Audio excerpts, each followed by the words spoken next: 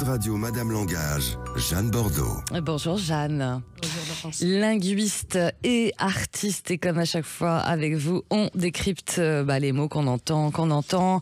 Alors, on va revenir sur les mots forcément des JO après cette féerie d'images, après la soirée d'ouverture qu'on a beaucoup évoqué également sur cette antenne. Est-ce qu'il y a eu une féerie des mots alors? Qu'est-ce que vous en avez pensé vous? Est-ce qu'il y a eu des mots-clés, Jeanne? Tout autant que les images, Ouais. vous avez raison. Donc 2 milliards de personnes étaient malgré tout reliées le 26 juillet et 23 millions de Français. Alors les mots-clés, les évidences, liberté, égalité, fraternité, mais bien d'autres mots sont venus compléter cette devise. Un des premiers, par exemple, synchronicité.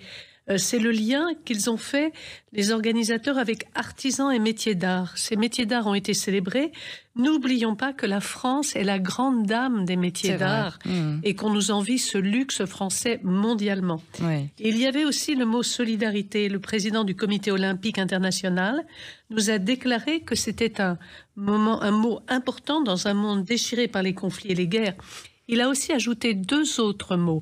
La joie, il a dit « Laissez-vous inspirer par la joie que le sport seul peut inspirer » et la paix.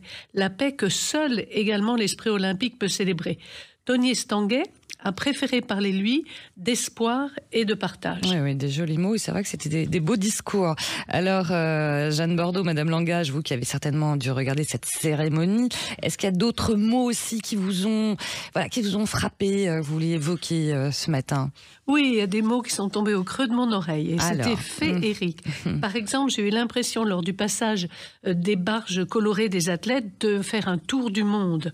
C'était magnifique d'écouter les noms des pays, de Cabo Verde aux Bermudes, en passant par le Kazakhstan. On a évoqué aussi la République du Kiribati, située au nord-ouest de l'Australie, le Népal et son drapeau triangulaire. Ça faisait rêver. Un tour du monde. D'autres mots cultes que vous avez retenus ou pas durant cette cérémonie? Oui, vous avez raison, avec culte, il y a des chansons cultes et tout avait été réfléchi. Donc le truc en plume de Zizi Jeanmaire allait parfaitement à Lady Gaga. Formidable d'Aznavour était magnifique et de Chacun fait ce qui lui plaît. À l'émouvant hymne de Piaf chanté par Céline Dion, la France est le pays de l'amour et choisir Piaf, c'était nous le rappeler. Les chansons sont apparues comme porteuses de flammes, elles aussi. Elles célébraient la langue française. Et c'est vrai que ça balançait pas mal à Paris. On était heureux d'entendre France Gall, comme Sheila, comme Claude François. En plus des chansons d'Aya Nakamura, et il y avait beaucoup de poésie partout. Ouais, c'est Par vrai. exemple, le chœur dessiné au-dessus du Pont-Neuf, le danseur étoile, les drag queens, Philippe Catherine en Dionysos, le cheval d'argent porteur de rêves. Tout nous a touchés et parfois, on le sait, Laurence, a fait couler beaucoup d'encre, n'est-ce pas? Bon, les polémiques, on les a suffisamment évoquées. Parlons des jolis mots et des images. Un petit mot rétro, par exemple, comme chic, vas-y. qu'on a vu sur la berge.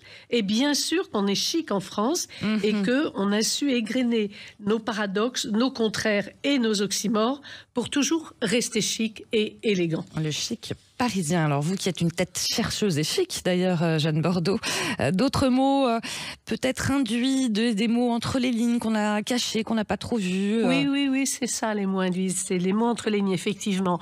Bon, on n'a pas été dite, mais l'inventivité et la créativité étaient explosives et on a eu les mots diversité et inclusion qui étaient évidemment très présents. Je pense aux mignons, ces jeunes êtres jaunes agités qui ont été créés dans les studios des Gobelins et on en est fiers, ils ont connu un succès mondial. On est passé à la Joconde qui flottait sur la scène, puis on nous a laissé entendre une soprano, Axel Saint-Cyril, qui chantait une marseillaise très forte, mais sans aucune vindicte. Il y avait beaucoup de douceur et de puissance. Et tous ces anachronismes, ce chant des contraires, confirmaient un autre mot, l'éternité du génie français. Car éternité était aussi un des mots que les organisateurs ont mis en avant. Et là encore, l'éternité est à nouveau dans la chanson de Piaf. Il y avait beaucoup de jolies boucles comme ça. Ouais. En plus, évidemment, Laurence se glissait et s'est glissée une chanson de Goldman, notre grand homme de l'inclusion et de l'élégance française réunie. C'est à ce moment que les femmes en or, à ce moment-là, invisibilisées, on aime beaucoup ce mot désormais, eh bien, elles sont apparues, de Paulette Nardot, première femme de couleur à être entrée à la Sorbonne, à Alice Guy, première réalisatrice. On entendait pendant ce temps toujours la Marseillaise et le très beau Liberté chérie. C'est une France libre et vraiment inclusive, celle qui offre un barbu qui se promène en jupe. C'est une France de la tolérance. C'est peut-être un mot qui n'a pas été dit, mais il était là. Il y a des mots forts, des personnages qui se parsemaient là. Et lors du dernier tableau, c'était là aussi très intelligent, étaient sous-entendus les mots peur et obscurité qui symbolisent malgré tout les craintes de la jeunesse. Un citoyen français de chaque jour, Laurence, utilise 1500 à 2000 mots. Ah bon? Je crois que le soir du 26 juillet, on a entendu de 499 à 699 mots nouveaux, ça c'est certain. Et pour moi, une des chansons les plus belles, peut-être les plus justes, c'était le Imagine de John Lennon. Superbe. Parce que c'est l'hymne mondial de la paix.